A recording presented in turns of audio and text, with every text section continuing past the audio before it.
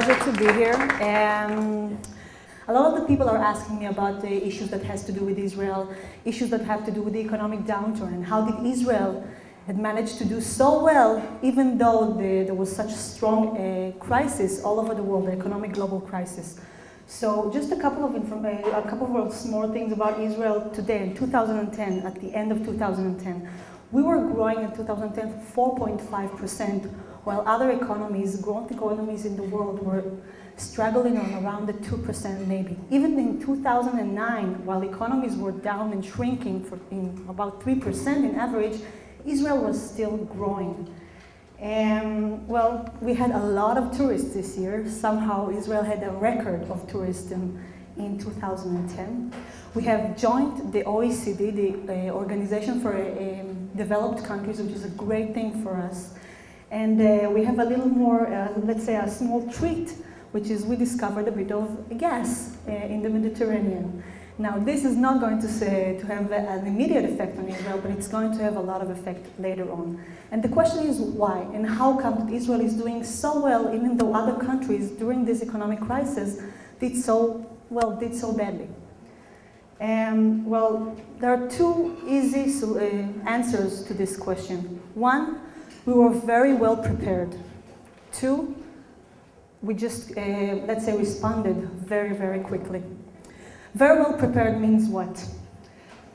Well, Israel had a little condition in the 2000s with all the dot-com issues and the crisis, the mini crisis that went all over the world.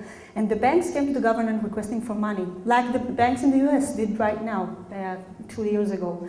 And Israel actually, well, the government there said, no, we're not going to provide you any public fundings, we're not going to do that. So the banks understood that they really have to shrink their costs and to be very, very restrictive with the money that they are spending in order to bear the cost that they have to have. Apart from that, we had the Bahar Commission that actually decoupled two of the things that the banks can invest in. So the investment arm of the banks and the depository arm of the banks could not be the same one. This way, the banks had to be much more restrictive with the way that they are spending money and less risky.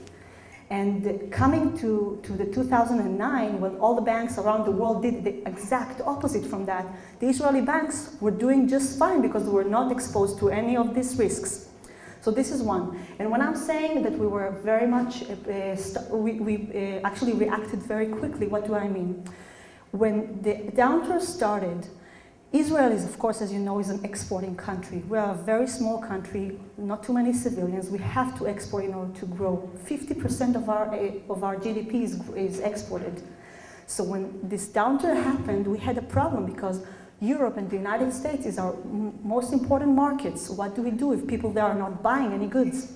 So we actually, Stanley Fischer actually slashed all the interest rates in order to create a situation in which Israel is spending more money within Israel. Second thing that we did is actually starting to purchase more and more funds, foreign funds, in order to keep the shekel very low. This way, it was still competitive in other markets. So that's what we did, and it actually really, really helped us. Dodging the mortgage rate problem was the same thing as well. The banks were very restrictive with their funds. They were very much afraid of what they're going to do with it, and they were not exposed to any of the other risks. So this is in a nutshell what Israel did, and this is why Israel was supposedly doing so well even in 2008 and 2009 when there were so many problems and issues with it. This is just a small table that I like to use, but we don't have too much time for that, so it's just my fun, so I'm going to skip it. But the challenges, and this is the only, we have like a couple of minutes left. So in these 2 days, perfect. So in these two days, there is a very large conference going on in Israel. It's called Israel 2021. There are actually a lot of debates going on today in Israel saying, okay, we have a great economy, things are going so well for us, economically speaking, but what's next? How are we going to maintain what's going on today? How are we going to maintain the economic strengths and our possibilities in the next decade, in the next 2 decades or 3 decades? What are we going to do? And this is a very hard question for us to deal with. And when we're starting to think about this, we see that we really have a lot of challenges before us. One of the most important challenges is really the education. Now, excuse me, now when we are actually a part of the OECD and we're a developed country, other countries look at us in a very different way. We need to measure up in a lot of other things and other issues that we did not have to struggle before on. So the education is a very important part. The gaps, the income gaps in our economy, in our public, are very important to narrow down because they are very severe and very, let's say too deep for a developed country.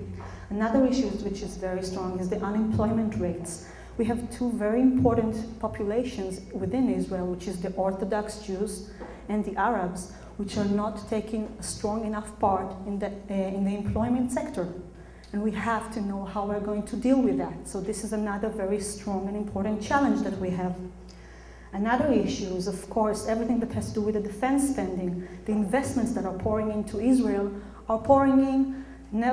Doesn't matter if we have a problem with the security or not. It's amazing to see how these things don't really affect how much investments are pouring into Israel. Having said that, a lot of the spending from the government is going on defense issues. And we need to see how we can narrow down that part because it's a part of our government spending. And last but not least, everything that has to do with the property rates. We see that there is a surge in property rates, constant surge in property rates. Part of the people are talking about a bubble. Part of the people are saying it's not a bubble, it's just, you know, supply and demand and everything that has to do with that. And we need to see what we can do.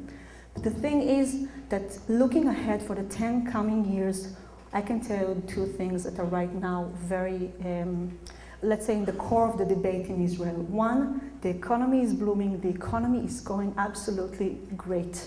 How are we going to sustain that situation? How does the gas reveals how are they going to affect that? Is it going to make us or the monetary issues a bit harder to deal with because now it's going to make the Israeli economy stronger and then we'll not be able to deal with that?